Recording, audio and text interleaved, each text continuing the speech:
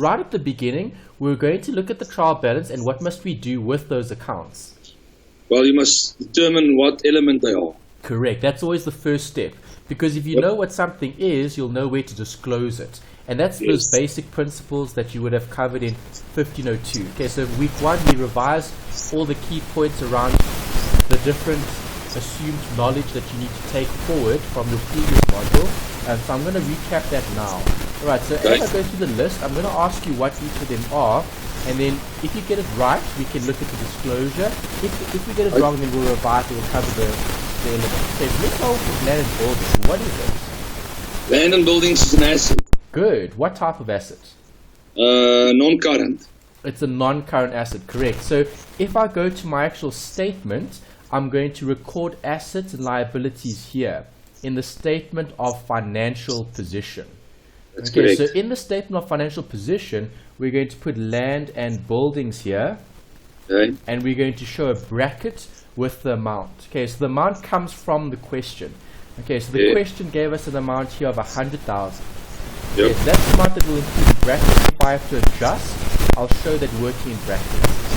Okay. Okay, what is motor vehicles? Same thing, it's also assets. Also assets. So same place, you've got vehicles, 99, and you've got the land and buildings, 100. Okay, so this is the exam technique. So how I'm doing it now is the same as how we do it later for the past papers, because you're getting marks for disclosure as you go. So even if you don't finish the paper and you leave out 1 or 2 adjustments, it's not the end of the world, because hopefully if you've done the majority of the question like this, you're gathering marks as you go. Okay. Alright, what else do we have? Next one? Receivables, which are debtors, also an asset. Which type of asset? No, that's a current asset. Yeah, that's current because that's short term. Yeah. Okay, so trade receivables can also be called debtors. Okay, so it doesn't matter which term you use to describe it, it needs to be classified here under current assets. And the amount that you have is? 82,000. Is it 82? Great. Okay, so let's type that in. Okay, so you've got the questions. I think let me ask you to read those out. Okay, so can you read the next one for us, and then we can disclose where we need to. What's the next one? It's inventory. Good. What is it? It's also a current asset. Good. Okay, and that is 135,000. Perfect. 135. Next one. Okay, then the next one is bank. What is it? And it's a debit of 98,000. Okay, it is a debit. So if it's a debit, is it a positive or negative balance? It's negative. It's positive. If bank has a debit, then what type of account is it? It's also a current asset. Yes. Okay. Remember, you need to think about elements. So if bank has a debit, it's an asset, not a liability. If it was a liability, it would have a credit balance, and it would be called a bank overdraft. Okay, that's right. Yes. All right. So bank is a debit. Bank has 98 in it, so 98 will be recorded here as a current asset as part of the statement of financial position. Next one. Accumulated depreciation. What is it? Motor vehicles. It's a negative asset. Well done. So where do we disclose negative assets? See, that's important. Disclosure. We need to know where to put it to get the mark. Let me just think a little bit. Think about it, it's a negative asset. So we show assets somewhere. The negative assets do what to the value of the asset? It decreases the value of the asset, right? Yes. So where do we show that? So it's an expense. No, the depreciation is an expense. Okay, so you debit depreciation. And you credit accumulated depreciation. Okay, so that's the working that you would have for a depreciation question. You would debit the expense, which is the depreciation increase, and you credit the bracket negative asset increase. Okay, so you're crediting the one, you're debiting the other. The one is an expense, a statement of comprehensive income. The one is a negative asset, statement of financial position. So this needs to be disclosed against this, the vehicle, the assets. Oh, of course. How much is the vehicle's depreciation? It is 49,000. Right, so we'll show 49,000 there. We'll highlight it, and we'll show it as depreciation, which is a negative against the asset value, because the difference between cost and depreciation is carrying value. And we show carrying value on the face of your statement of financial position. Okay. Next one. Allowances for credit losses. What is that? That, yes, they are always tricky. Yeah, it's tricky, correct. Think about it. When does a credit loss arise? So when the debtors don't pay. Correct. So you're providing for future non-payment of your outstanding debtors. So if they're not going to pay you, can you show the full amount as a receivable? No. No. So the allowance is also a negative asset. So again, just to revise, you would credit the credit losses, expense increase, and you would debit, debit and debit the credit loss, credit the allowance, the negative asset, allowance for credit losses, which is a negative asset again. So again, there's the working. That's what you're thinking about. So again, take disclosure. Expenses go there, comprehensive income. Negative assets go there, financial position. So you've got those two accounts. I'm looking at the allowance specifically. So what is the allowance? It's a negative asset. If it's a negative asset, it's going to go against my asset, which is the debtors. Less it off from your debtors, yeah. Correct. And how much was the allowance? 1,000 rand. 1,000. Great. Okay, so again, that's an adjusting journal entry because you're disclosing it appropriately. Okay, you're disclosing that against the asset. Okay. Next one. Next one is capital. There's two. There's one for S shoe and there's one for S string. Good. So where do we put that? We're going to put that in the columns on a statement of changes in equity. Well done. Okay, so that's the disclosure for each of them. Okay, so let's put a heading for the one and a heading for the other.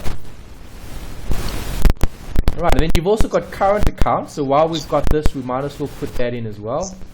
Right. Okay, so you should know that a current account is a capital account. It was a new account that we learnt about in the theory. Exactly. Okay. Current for shoe and current for string is a short term, let's say, account that we disclose the actual entitlement. Okay, what they're entitled to. Okay. Okay. So now we need to determine if these are opening and closing balances. How do we know if they're opening or closing? Okay, well, the year ended the 28th Feb 2015. So if it's not noted in the trial balance, we take it as a closing balance. Correct. So this 240 and 160 is for the end of the year. Okay, so if I go to my disclosure, I'm going to show 240 and 160 in each of those columns. Why do they put fixed there in brackets? It's fixed because it didn't change. Oh, okay. All right, so if it was variable, it would have changed. So does that mean we can assume that it's the same as the beginning of the year? You could, but it's always better to check the additional information before you make assumptions. All right, so we first go through that. Yeah, rather leave it as the end balance, and then if you do need to write it again for the opening, that's simple to do. You can do that later. All right, okay, because if you're writing it in now, and then let's say there is a change, then you're going to have to cross it out, and then you're going to have to change it again. Okay, 100%. Okay, so I would just leave it as is. How they give it to you is how you would disclose it. And then later on, if they talk about it, then we can deal with it. All right. Okay. Let's look at each of these accounts. Current for shoe and current for string. Okay, so shoe at the beginning of the year had a credit of 50,000. So that's a minus. So if we're looking at shoe at the beginning of the year, good or bad partner? Bad. Why do you say bad?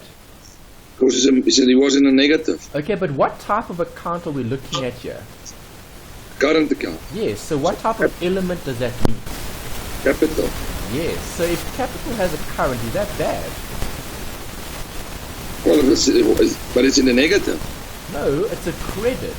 There's no negative here. It just says credit balance of 50,000 for the beginning of the year.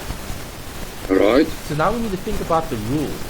So if it's a negative and it's positive, which side is the negative on for capital? On the left-hand side, it's the debit side. On the left-hand side, it's the debit side, correct? Yeah. Okay, so if I'm focusing on the debit side, that would be the negative. But if I have a credit, so it's a partner. So it's a capital account, so it's a credit. Yeah, it is actually, you're right. Okay, sorry. so Yeah. this partner has equity in the business. That's what I'm trying to say. Yes. All right. Right, because remember, capital and current accounts, right, both are owner's equity. Okay, so both follow the rule of capital. Okay. So if Shu has a credit balance, does the partnership still owe Shu something? Yes. Yes, they do. Okay, they're entitled to more, not less. So 50 at the beginning of the year. Right, so if I look at string, can we say the same thing about string? Oh, it's exactly the opposite. It's the opposite, exactly.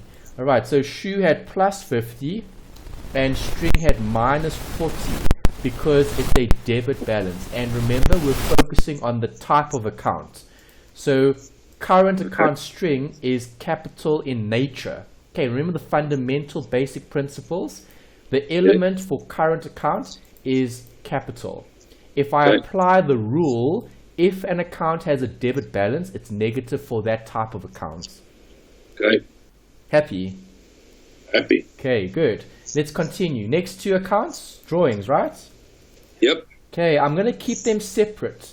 Again, you don't have to. You can, remember there's a debate about either keeping it separate or taking it off against your current account. You can decide which way you're going to be doing it.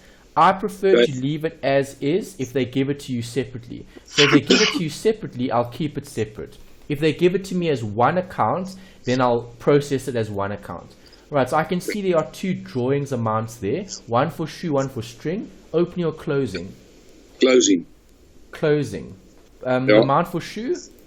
55,000. And string? 11,000. 11. Thanks. Okay, so there we go. We've got those two amounts at the end of the year. Right, next account.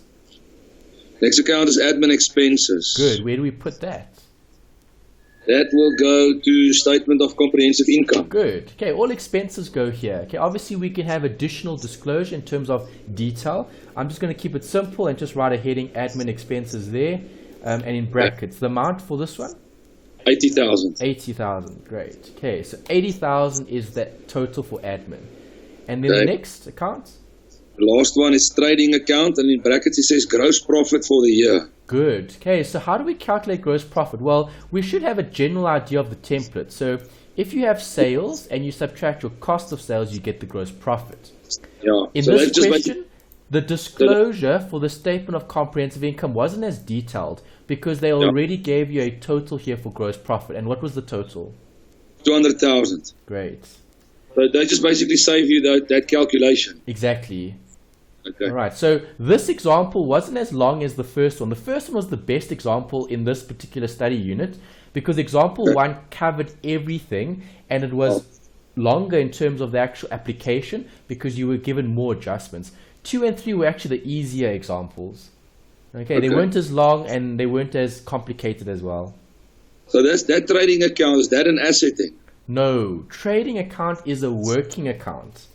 Trading account is a separate working account that calculates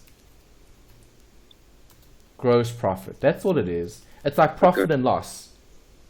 Is profit and loss an asset or a liability or income or expense? Oh, it's nothing, I suppose. It's nothing, yeah. Profit and loss is just a working account. So we call these working accounts because we use them to calculate something and then we disclose it where it needs to go. Okay. But it doesn't have an element because trading account will have different accounts in it to get the actual gross profit because gross profit must be calculated from sales and cost of sales. Yeah. But your sales are assets and your cost of sales are expenses. No, sales is an income.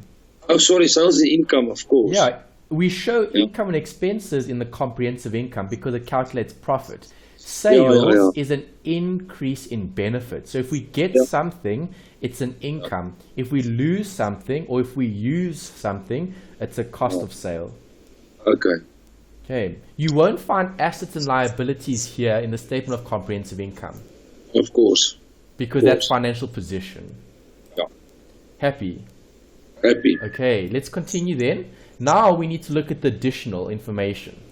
Okay, so again, just to revise one or two things as we go, but I'm going to ask you as well, just to see if you remember the theory. Okay, so last week, Monday, we spoke about what makes a partnership different from a sole proprietor. So I want to ask you about point number 1. Point number 1 refers to different points relating to the partners. So where do we show partner-specific transactions or events? On the statement of change in equity. Correct. Okay, because they're owners. Yeah. So do I need the first part? Yes, suppose so. Correct. They're talking about interest at 7.5% on capital. And notice they talk about opening balances. Yeah. So now we need to check the question. Okay, so if I read something like that, I'm going to scan further down. I look at this and I see, okay, there's nothing there about additional capital being contributed to the business. So I ignore it. This point looks at a salary. Also, nothing about additional capital. Profit and loss, nothing about capital. Depreciation, nothing about capital. Credit losses, interest on drawings, and an investigation looks at credit losses also. All of those points have nothing to do with capital.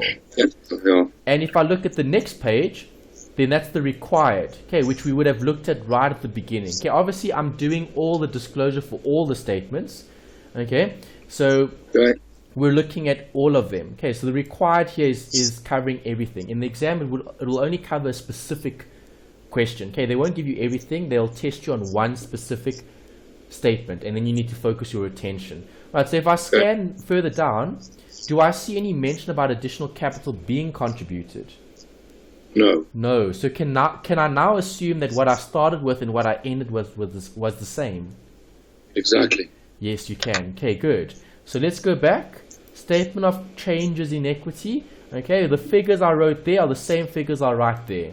Opening and closing the same, no additional contributions in capital. Interest on capital, though, is something I need to calculate. And what do I calculate that on? Well, I'll highlight this, and I'll highlight that, and I'm showing where I'm using, or what figures I'm using to calculate it. Okay, so let me ask you this. The interest on capital that the partners get, okay, so shoe and string, they get something additional from the partnership. So is that going to increase their current accounts? Yes. Yes, it will. Okay, so I take that amount and I times it by 0.75, 7.5% for shoe and 7.5% for string. Okay. And that's where those amounts come from. All right, but remember, we need to apply the theory. So yes, the partners are entitled to more, but that needs to come from somewhere. So where does it come from? Comes from the partnership, from the appropriation account. Perfect. Okay, so that's an important account that we need to highlight in the statement of comprehensive, not comprehensive, changes in equity. Sorry, I said comprehensive income. Okay, appropriation. Okay, so let's draw a heading for that, and we'll show an amount here of minus 18 minus 12 gives us minus 30. And that's going to take away from the profit that they can share. Okay, because remember, it's not a separate legal entity. So the partnership is actually the partners. But the partners need to account for their worth or their value separately. And that's why we show this, 18 and 12 there, and then we show one amount in the appropriation. Okay. Great. Let's continue. What's the next point saying? Interest is to be calculated at 10% per annum on the opening balances of the current accounts. Good. Okay, so now we're focusing on interest on current accounts. So if I'm focusing on interest on current accounts, I'm looking at those opening balances. Okay, Yeah. so if Shu is entitled to 50,000, has Shu drawn too much from the business? No. No, because they still have equity in the business. Yeah. So what are we going to be doing for their account? Increasing their account or decreasing their account in terms of entitlement? You're going to be increasing. Yeah, I'll be increasing it because they're entitled to 50 and we're giving them interest on what they started with. Yes. Okay, the percentage here was? 10%. 10, so times 0.1. Good. So 5,000 is going to increase their entitlement. Okay, will string be entitled to more or less? More debt. Correct. Yeah, he'll be entitled to less. So reduce the amount by 10%. Yep. Okay, and now we need to look at appropriation again. So now think about this. Remember, Shu and String are individual partners, but they're running the same business. So Yeah. if Shu is going to be earning interest on the current account, okay, would that take away from the partnership or would that give to the partnership? It'll take away from the partnership. Correct, it'll take away. So in appropriation, you'll have minus the 5,000.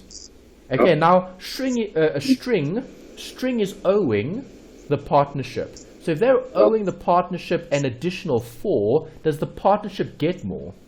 Yes. Yes, and that's why you'll have a positive there. So minus a minus is a positive, and Yep. then you land up with minus 1,000. Okay. Okay, because minus 1,000 is the compensation that the partnership is going to make for the current account balance that they have in their account. Perfect. Okay, great. Next one.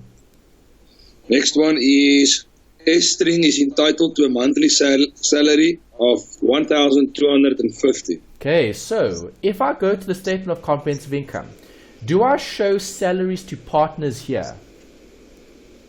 No. No, because partners are owners.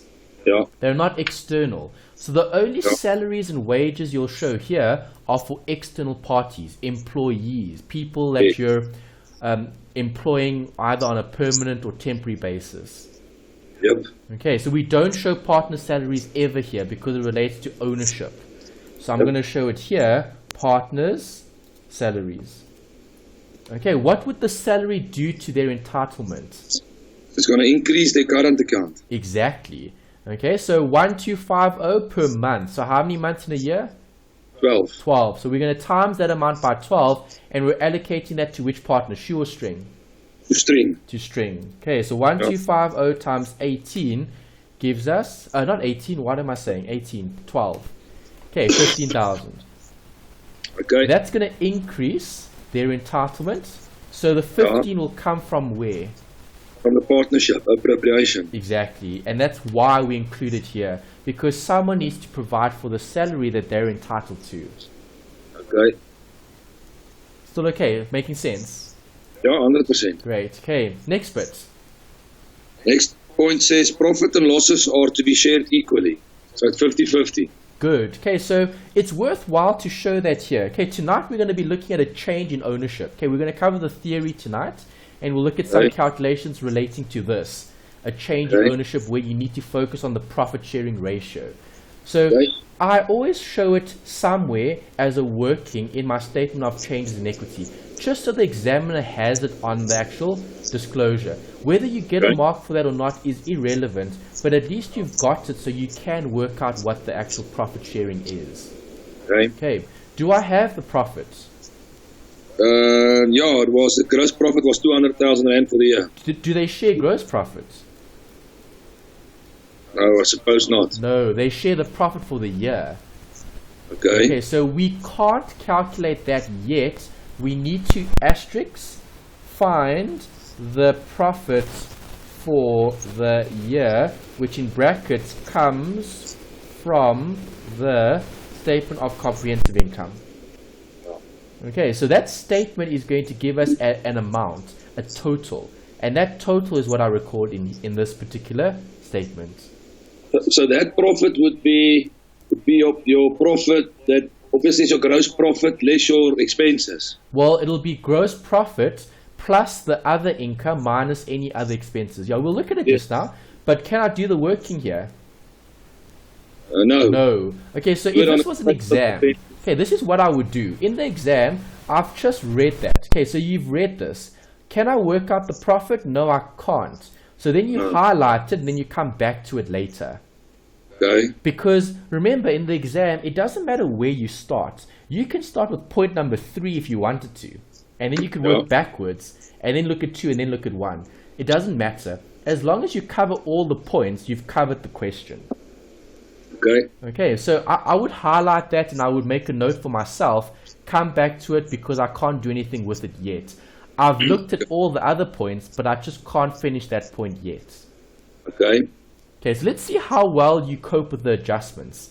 What are the debits and credits here for number 2? Okay, so depreciation on motor vehicles at 30% per annum according to the diminishing balance method. Yeah, so what's the working? What am I going to do with this? Yes, you must do those, you must debit one account and credit another account. Correct. And what else? What else comes to mind when you read that? And obviously you need a time. Yeah, say that again. You need a timeline? Timeline, perfect. All right, you need a timeline. So let's draw a timeline. Okay, so where am I going to show depreciation? Depreciation goes on to, we'll just have a quiz here. We spoke about it. It's still up here. Financial position. Comprehensive income. Comprehensive income. Yes. Depreciation. Yes. Yeah. And the accumulated financial position. Is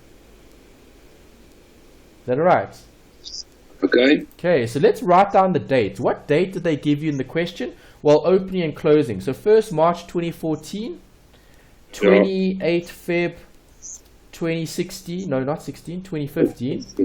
Okay, so that's opening and closing. So did you have the cost at the beginning of the year? This is for motor vehicles. Yes, 49,000.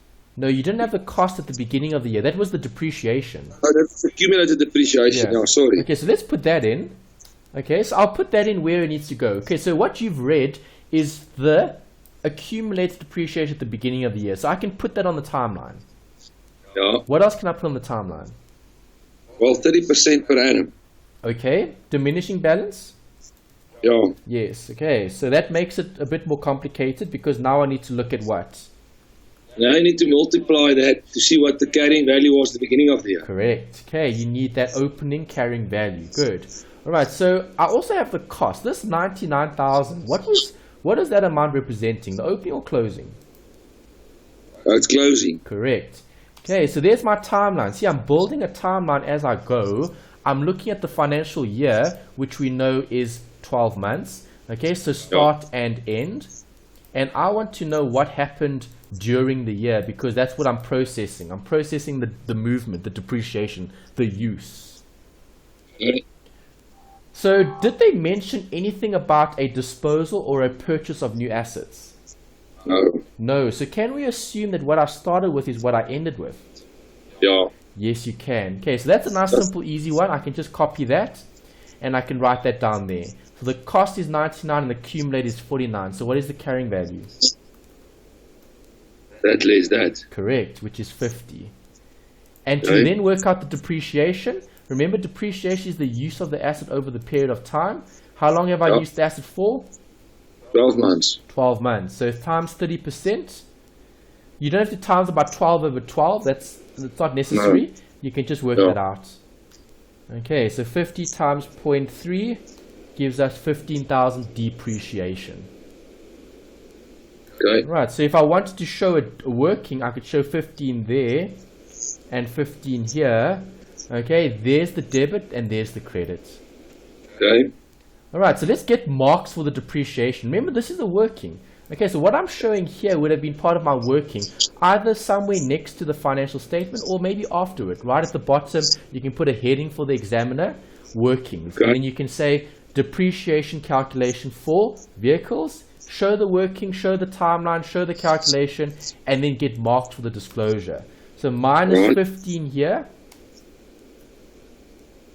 and minus 15 here. Yeah, on a statement of comprehensive income. Correct, yes. Okay. Got it, still with me, hey? Perfect, 100%. Okay. Next bit. So, sorry, can we just quickly go back a little bit? Go back, where? where? Did we put it on the statement of comprehensive income, and where else? Okay, we put this on the statement of comprehensive income because that's the expense. Okay, so the expense goes to the comprehensive income, and the vehicles in the statement of financial position. There's the 15. Oh, of course. Yeah. Okay. Okay, there's the 15. Okay, perfect. Okay, so we've disclosed it now. We've gotten both marks because there's the adjustment. We spoke about the adjustment earlier. See the debit there and the credit? That's what I need in order to understand where to disclose the information. That's where I need to just a little bit more understanding. Yeah, it's just practice, eh? That's the 1502 PPE chapter. Yeah. Okay, so we'll look at obviously more of this as we go. We'll be doing lots and lots of different examples. Okay, where we cover more and more of the 1502, but as part of a 1601 type of question. Okay, is that all right? Perfect. Okay, so let's continue. Read the next adjustment for us. Okay, credit losses to the amount of 2,000. So this must still be accounted for, so it's not necessarily adjustment. Correct. It hasn't been accounted for, meaning it's missing information. So where do you put a credit loss? Well, first tell me what it is. Well, a credit loss is obviously, again, it's a debtor that hasn't paid or not going to pay. Perfect. So give me the element. So the element, is it a negative asset? No, the allowance is a negative asset. Oh, yeah. The credit loss is an outflow of benefit, which meets the definition of? Expense. Correct. And where do we put those? Let me just quickly make a note here. Expense. Expenses goes to statement of comprehensive income. Correct. Okay, so let me show the working here. Debit, credit, losses. Bracket, expense, increase. Credit. What do I credit? Let me ask you. Well, you debit the expenses and you must credit the income. No, what's happening? I'm writing off bad debt from people who didn't pay. Yeah. So who are the people that don't pay? The debtors. Exactly. That's asset. Good. Debtors is an asset, yes. There you go, now you've got it. Okay, there's your working for the transaction. So there's 1/2 of it. Debit, statement of comprehensive income, statement of financial position. Do you see that? Okay. Okay, let's record the other half. So I've got a mark for the 2,000 for the expense.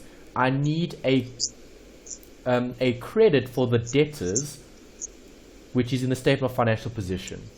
So let's go to the statement. Where's my trade receivable? There's it. I'm going to put a minus 2,000 there because that's the additional credit loss that I need to provide for that wasn't provided for. Okay, perfect. Great. Next. So those two always go hand in hand. The statement of comprehensive income and the statement of financial position. Most of the time. Looks like it, yeah. There's like a trend there. Because it's disclosure, yeah. Yeah, so you put one on the other one and you do more or less the same on the other document. Normally, yes. Okay, it just depends on the type of working you have. Yeah. All right. Okay. All right, next one.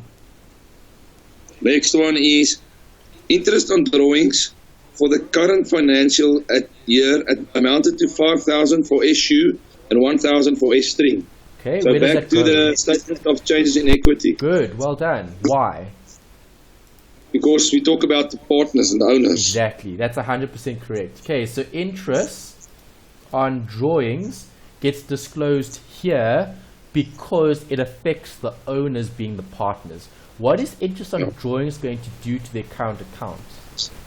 It's gonna go down. Correct. It's going to reduce their entitlement. Yeah. Okay, so shoe minus how much? 5,000. And string? It's minus 1,000. Great, thanks. Okay, so now that's an amount that will be coming off shoe and strings individual accounts. So will the partnership get more or less? More. Correct. The partnership will now be able to share more between the partners. Yep. Okay, and that's why I put +6 in the appropriation account. Okay. Next line item, what does it say? It's number 3. It says an investigation indicated that credit losses could be 4,000 rand during the next financial period, and that allowances for credit losses must be adjusted accordingly. Good. Okay, so what is this going to affect? What are you thinking about when you read that statement? So obviously allowances is a negative asset. Good. So where do we put those? So that will go to statement of financial position. 100%.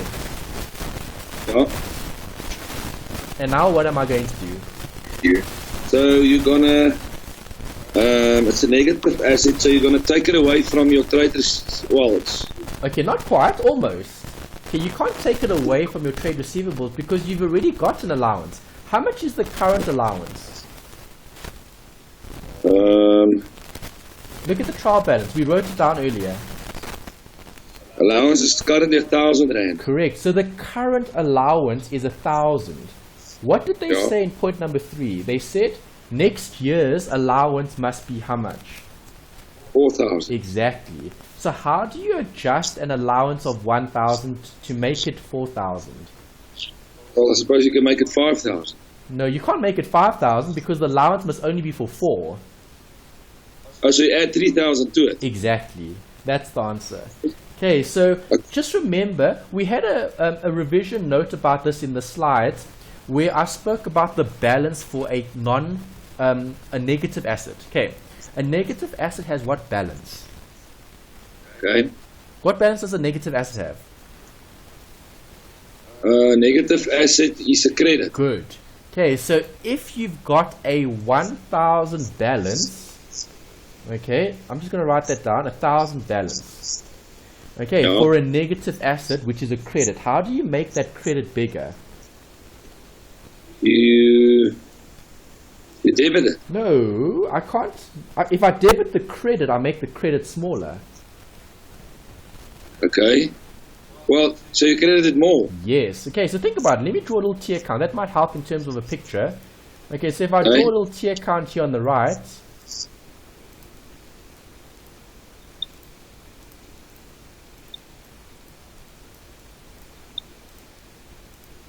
Okay, what account do I have? Negative assets. Okay, so if it's a negative asset, the negative asset is called allowance for credit losses.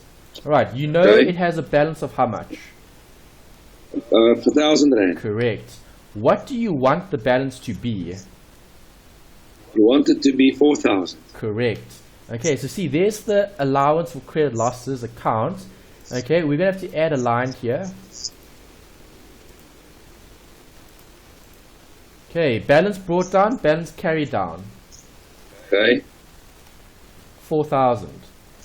Okay, in terms of a missing figure, what am I going to need? You're going to have to add that 3,000 on the credit side. Exactly. Okay, I'm going to have to put an additional 3,000. These balances are the wrong way around. Sorry, that's a mistake. Other way around. Ooh, come on. That side. There we go. Okay, negative asset, right? So wrong way around. That's better. Okay, it's a negative asset. So negative assets have a credit balance. Credit balance, yeah. Okay, so the missing figure, the balancing figure is this. Credit losses. 3,000. Okay, so you don't have to worry too much about drawing up the tier count. I'm just showing you the tier count because that's the understanding around that. The adjustment. What is the current balance? 1,000. What must it be? 4. How do I get 4? Increase it by 3. Okay. Okay, so let's show the increase of 3. So now I need to show a bracket plus 3,000. Now I've increased the actual allowance from 1 to 3. No, 1 Okay. to 4 by adding 3. So, but if you do it like this, does that not mean that you've increased the allowance for this current year? No, because, well, yes, because the allowance is for this year, but the allowance relates to next year. Okay. Okay, you're providing for something today that relates to the future. That's what an allowance does. No. Okay, so No, I understand that. I just thought that, so that I just envisioned it a little bit different. I thought that 1,000 was basically then for the year that just ended on 28th February. yeah, And basically for the new year starting on the 1st of March 2015, we should allow 4,000 for. oh, okay, no, they said it must be adjusted to. Yeah, so you're adjusting the current provision. Well, yeah. I saw that. Yeah. Okay, yeah. Well, I basically missed that Yeah. portion. Okay. Okay, but where else must I disclose this? I can't only show plus 3,000 here. Where else does the 3,000 go? So this is so it's obviously you need to put it somewhere on the statement of financial position. Well, we have plus 3,000 against the receivables. Okay. Then a statement of comprehensive income. Yes, There we must just add it to credit losses as well. If we have credit losses there already. correct, good. Okay, so going back here, you're going to show Yes. a plus 3,000 there. Right, and is that the last transaction? Yes. Yes, okay, so now I can neaten up this statement. I can just write down the totals. Okay, there's no other income. We can add up we can total the expenses here. Okay, sum up all the expenses. All right, gives me that. Okay, so now once I've got that, I can then work out the profit before tax profit for the year. Okay, remember with partnerships there is no tax. Yep. All right, so this amount less the expenses gives us the 100. 100,000. Okay, so profit for the year, where are we going to show that? Where are we going to show this figure? That will go now to your statement of change in equity. Good. Okay, reference in the statement of changes in equity. Okay, and this should be a carry-through mark.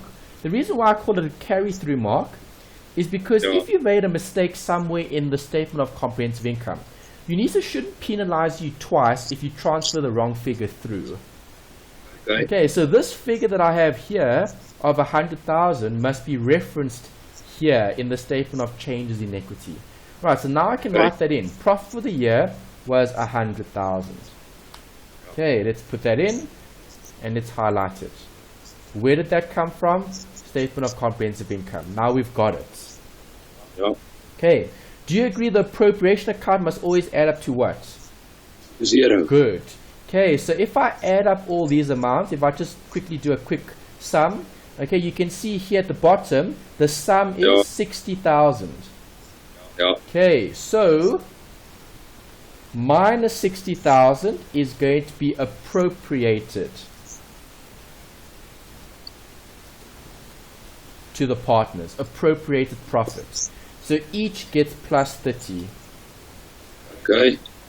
Okay, so a minus there against the profit and a distribution to each of the partners. Does that make sense? Okay.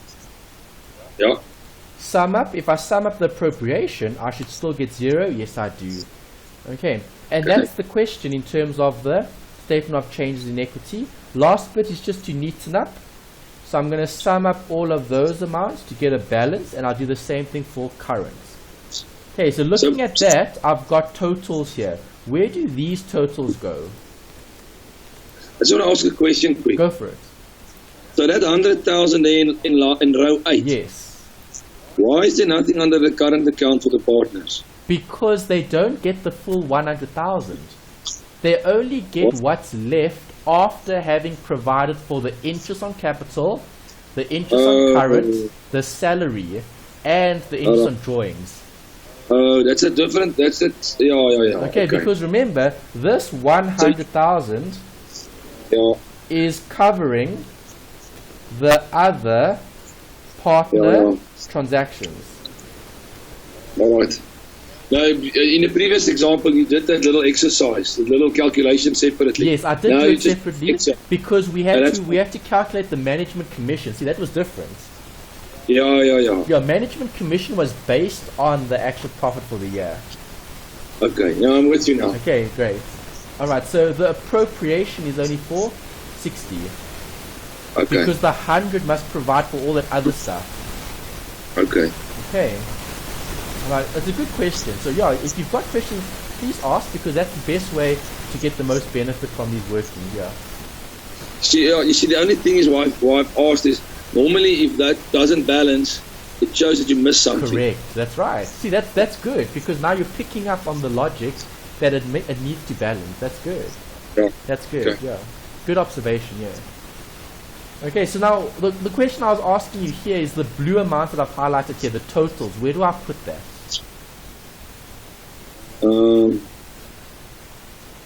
Jeez.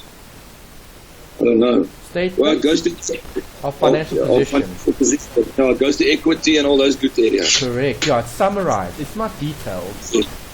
Yeah. Okay, so from the exam point of view, if you look at the statement of change in equity, the chances of this coming up in the exam are quite high because there's a lot of different disclosure here that you've never been tested on before in 1502. Okay. Okay, so always take note of disclosure, especially for partnerships.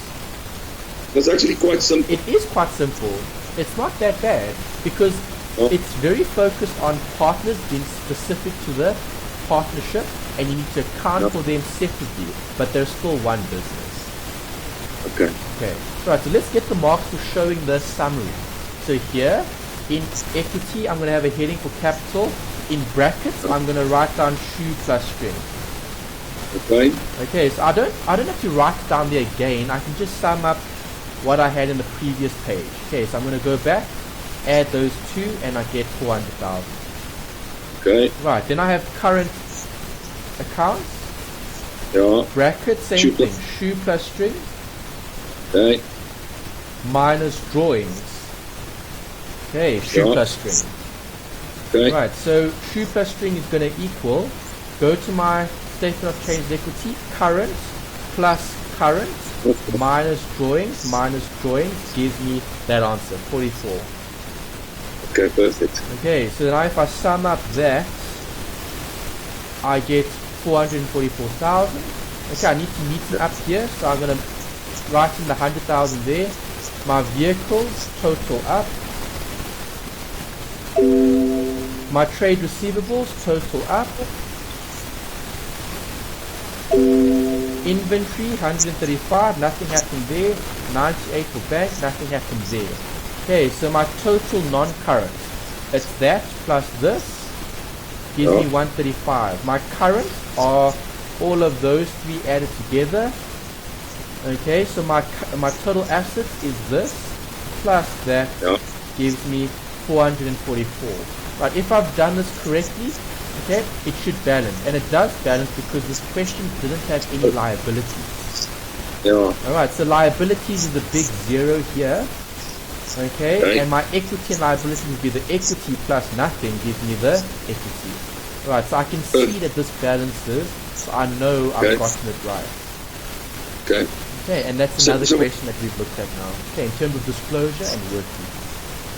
So what do you do if you do this calculation in the exam and it doesn't balance? Then you leave it. Don't waste more time trying to get it to balance because remember in the exam you've got a certain amount of time for each exam question. Okay, so in the exam if it doesn't balance, move on. Okay, there's no point wasting another 10 minutes on that question. Let me show you one of the exams. Let me pull up an old exam. Okay, let's take 2016. Do I have that here? 2015. Okay, 2015. Okay, that's 2015. Oh, here's May 2016. Okay, I've got 2016 here. Alright, so this is the May, June 2016 exam. Alright, have a look at the timetable. They give you the time allocation. Right, and you're going to hear me say this a lot later on when we do past papers. You need to stick to the time allocation. Okay, if the time is up, the time is up. You need to move on. Because it's better to pass every question, right, than to leave something out. Yeah, I'll get a few points. Yeah, Right, because have a look at this. I mean, question 5 was multiple choice. That was easy. That wasn't a difficult 10 marks. And that's 10%. Eh? 10 marks is 10%. Yeah. Okay, have a look at this. There's 12 minutes allocated for that last question. Sure. Okay, so how about this, Neil? Let's say, how many questions do I have at the beginning before I reach question 5? 4. I've got 4. So that means if I spend 3 extra minutes, and that's only 3 minutes. If I spend 3 minutes more on question 1, 2, 3, and 4, I don't even get to do question 5. Yeah, exactly. And you're throwing away 10%, which could be the difference between passing and failing. Oh, for sure. Okay, so just be careful. You asked a very good question. Okay, how do I approach an exam if it doesn't balance? If it doesn't balance, it doesn't balance. Don't worry. It's just 1 or 2 marks for it not balancing. Hopefully, from having worked everything out, so if I go back to my workings here, hopefully I've done enough everywhere else to pass, and I lose 1 mark because it didn't total out. Okay, perfect. Okay, so don't focus too much on trying to get it perfect, especially in the exam, because you're under time pressure. You don't have a lot of time to think too much about everything. You need to try work as accurately and as quickly as possible. Okay, you happy with this one, 2.3? Perfect, 100%. Great. Alright, so I think let's take a quick break just to maybe get a cup of coffee if you need to, just to refresh. Right, because after the break, I'm going to cover new theory relating to the next section. Okay, because now we've completed study unit 2, we're obviously changing focus, and we're looking at changes in ownership now, but still relating to a partnership. Okay. Okay, Neil? Excellent. Beautiful. Thank you, Great. Anthony. Let's take a quick